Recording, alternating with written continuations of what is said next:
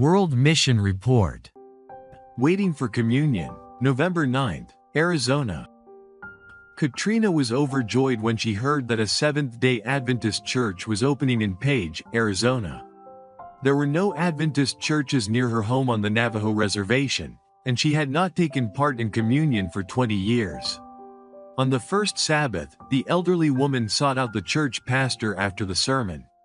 "I have not had communion for more than 20 years," she said. "When can we have communion?" Pastor James raised his hands helplessly. "We don't have the equipment for it now, right?" he said. In reality, the church didn't have much of anything. It was a miracle that the church even had a building. If a denomination wants a church in Page, it has to buy an existing church building.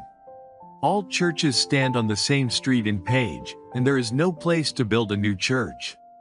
The Adventist Church managed to buy the Page church building from another denomination with the help of a 13th Sabbath offering. When Pastor James arrived, however, he found that the church needed major repairs and lacked basic equipment, including items for communion. But Katrina was determined to participate in communion.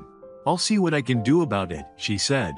"What do we need?" The pastor said the church needed basins for foot washing. "When I get my next Social Security check, I'll go to the store and buy basins," Katrina said. Sure enough, when she received her next Social Security check, she went to the store and found basins. There were 6 on the shelf, and she bought them all. The next Sabbath, she brought them to church and gave them to the pastor's wife, Nancy. "Here's some, and I'll be getting you some more when I receive my next check," she said. Nancy was touched, and she exclaimed, "Thank you." Pastor James and Nancy also wanted to celebrate communion at the church. But with a need for urgent repairs and basic equipment, it was challenging for them to know how to prioritize their limited funds. Every time Katrina received a Social Security check, she bought all the basins that were on the store shelf. Usually, there were 6. Then she brought them to church and gave them to the pastor's wife. Sometimes she took money from her husband's pension payments to help buy the basins. He was Navajo and didn't go to church, but he didn't mind helping out. It took 3 months for Katrina to buy enough basins. When she brought the last basins to church, she said to the pastor, "I brought enough basins. So can we now have communion?" Pastor James thanked her for her generosity. But, he said, "We don't have towels." Towels were needed to dry feet after washing them in the basins. "I'll see what we can do about that," Katrina said. When her next Social Security check arrived, she bought enough white towels for everyone to participate in communion. Then she went to the pastor. "Here are the towels," she said. "Now can we have communion?" The pastor again thanked her for her generosity.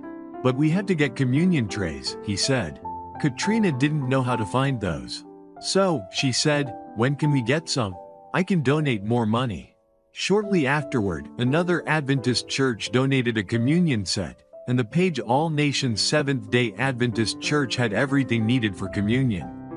The pastor's wife made communion bread, and Katrina and other churchgoers celebrated communion for the first time at the Page All Nations Seventh-day Adventist Church. Katrina was delighted. She thanked the Lord profusely. "I have always loved communion," she told Adventist Mission. "When you participate, you let Jesus know how much you love him and appreciate the help that he has given you. Thank you for your 2011 13th Sabbath offering that helped plant the Page All Nations Seventh-day Adventist Church, where this story took place.